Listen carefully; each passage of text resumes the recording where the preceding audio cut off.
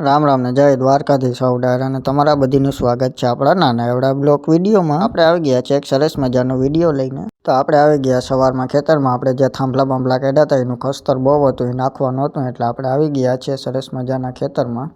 તમે કસ્તર જો આજ તો વારો નીકળી જવાનો છે આમાં સાફ કરીને. આજે છે આપણો બીજો દિવસ ખેતરને વ્યવસ્થિત રીતના સાફ કરવાનો. પછી આપણે આ પાથરી દીધું. આમાં છે ને આ પાંદડા હોય નાખવાના હોય છે, અને પછી એને ભરી અને બારોબર નાખવા જવાના હોય છે. તમે જોઈ શકો છો સરસ મજાના આ બધી પાંદડા પડ્યા છે, બહુ જાજ્યા બધી છે. તમે જો એ રીતના. અને પાર્ટ 1 ન જોયો હોય તો જોતા આવજો. આપણે આજે બીજો દિવસ છે ખેતરને સાફ કરવાનો.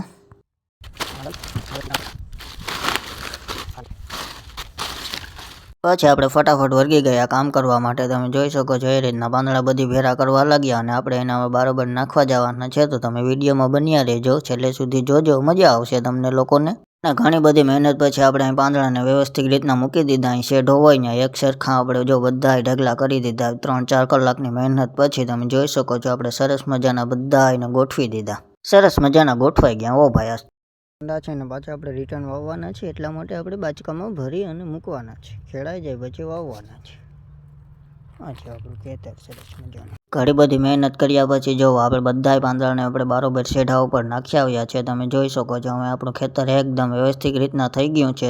2-3 કલાકની મહેનત પછી આવું બધી જો થયું છે. તમે જોઈ શકો છો સરસ મજાનું કરી નાખ્યું આપણે. ઓ ભાઈ, અને હજી થોડું કસ્તર પડ્યું છે, એ આપણે લેવાનું બાકી છે, એટલે હવે આપણે લઈ લઈએ. તમે વિડીયોમાં બન્યા. અને પછી આપણે ધીરે ધીરે ચાલતા ઘરે જવા માટે નીકળી ગયા. તો આજ માટે એટલું જ. તો અમે કાલે મળીશું ફરીથી નવા મિની બ્લોગમાં. હાઉ ડાયરા ને રામે રામ ને જય દ્વારકાધીશ. પાર્ટ 1 નો જોયો હોય તો જોતા આવજો.